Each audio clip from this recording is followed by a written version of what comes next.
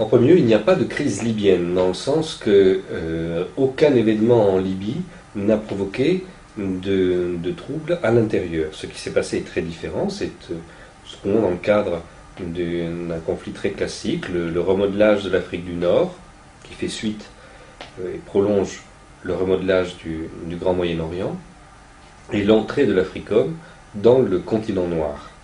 Donc cette guerre aurait eu lieu, quel que soit le régime en place à Tripoli, quelle que soit la politique mise en œuvre par ce régime.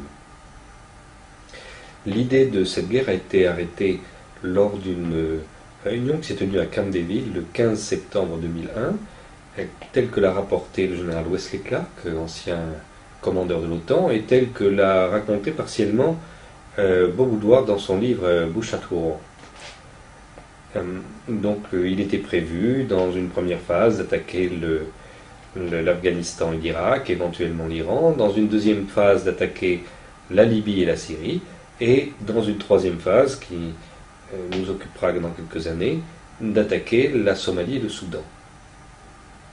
Donc nous en sommes à la période Libye-Syrie, et pour essayer d'empêcher cet événement, le gouvernement libyen, juste après, dans les années 2002-2003, a essayé de négocier avec les États-Unis la liquidation de tous les contentieux qui existaient. Ça s'est fait dans des conditions parfois très désavantageuses pour la Libye, comme par exemple dans l'affaire de Lockerbie, où la Libye est accusée mensongèrement d'être responsable de ça, où le mensonge a été établi par un très grand nombre d'acteurs, y compris par le chef de la police écossaise.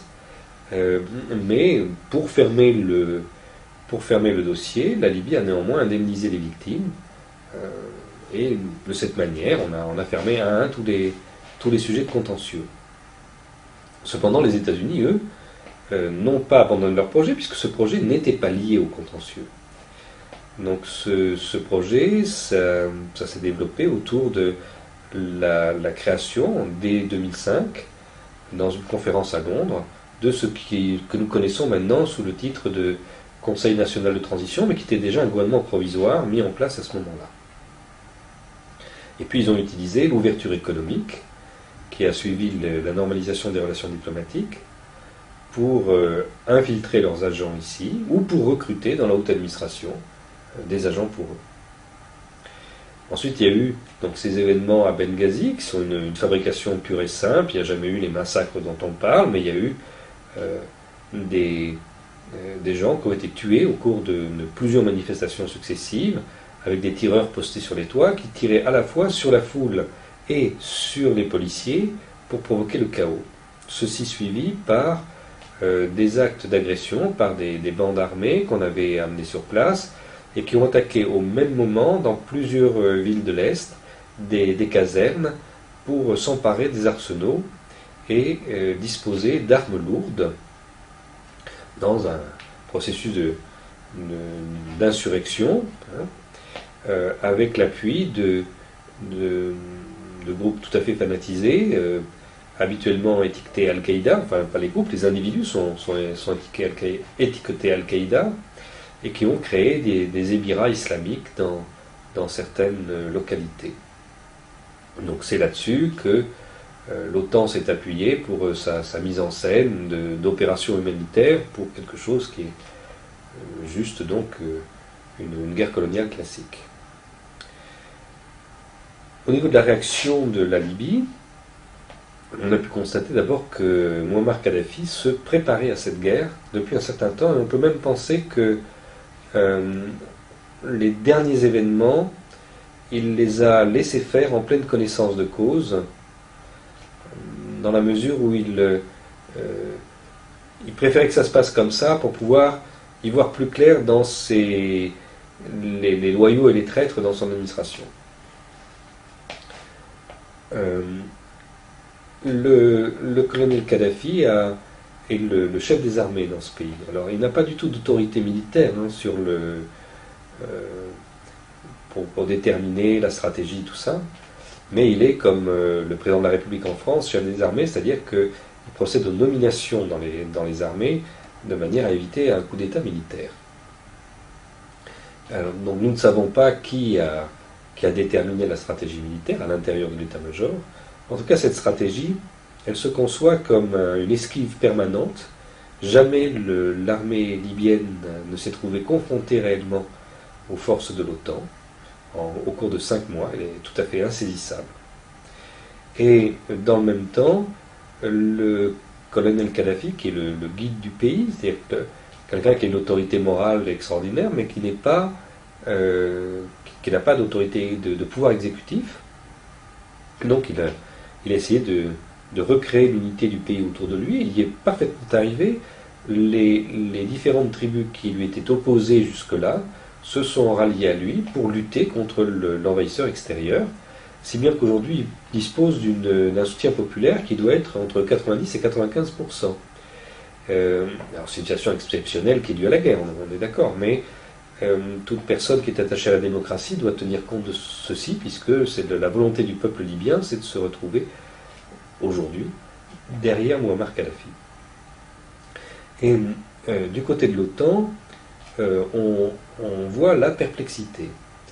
Parce que pendant très longtemps, on nous a expliqué que la Libye, c'était une démocratie participative, populaire, directe. Et personne n'y croyait. Mais ça paraît difficile qu'un grand pays moderne puisse être administré de cette manière. Et donc tout le monde pensait, en tout cas en Occident, qu'il existait derrière cette apparence de démocratie directe un pouvoir de fer qui faisait que les choses pouvaient se développer normalement. Or, nous constatons, au bout de 5 mois de bombardement, pour moi c'est la première leçon politique de la chose, au bout de 5 mois de bombardement, on constate que non, c'était vrai.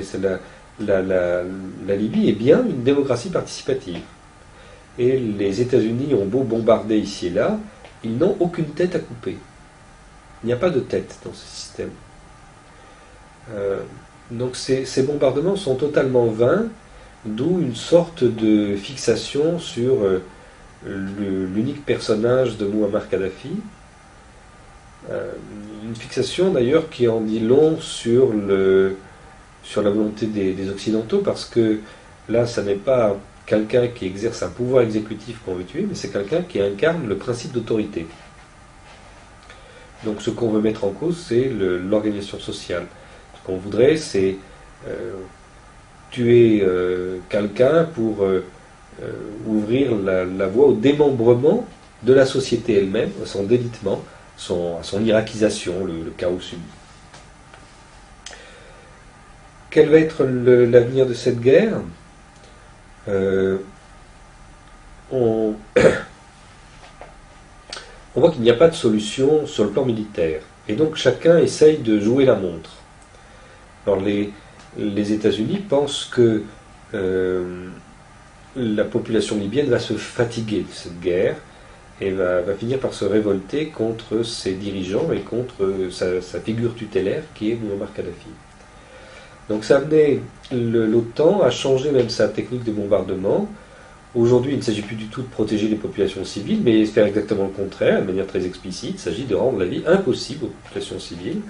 Donc de couper l'électricité, de couper l'eau, de couper l'approvisionnement alimentaire, pour que les gens, de désespoir, se révoltent et renversent eux-mêmes ce régime que l'OTAN n'est pas capable de renverser.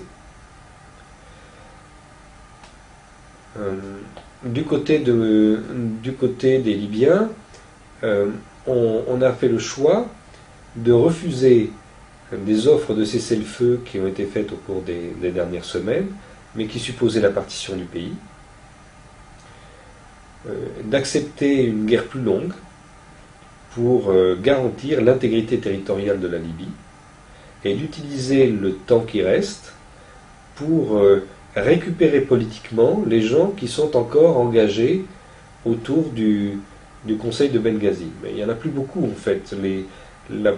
L'essentiel de la population de Cyrénaïque a quitté les zones libérées par l'OTAN.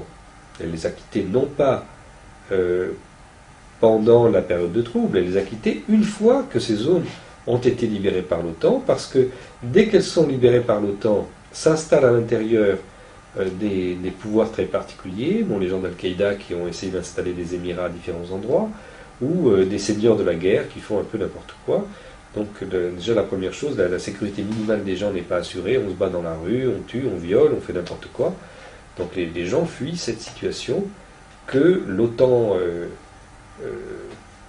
maintient par elle-même, donc là encore en violation de ses obligations de protection des civils, c'est exactement l'inverse que fait l'OTAN. Donc, tout le monde jouant la montre, on ne sait pas qui va triompher, mais on peut penser que l'épuisement militaire des Alliés eux-mêmes va sonner le gong, la fin de cette partie, qu'à ce moment-là il faudra trouver une justification, peut-être au Conseil de sécurité ou à l'Assemblée générale des Nations Unies pour suspendre les bombardements, et que les États-Unis se réserveront pour la suite une seconde manche en essayant peut-être d'organiser une révolution colorée à défaut d'avoir réussi cette insurrection colorée.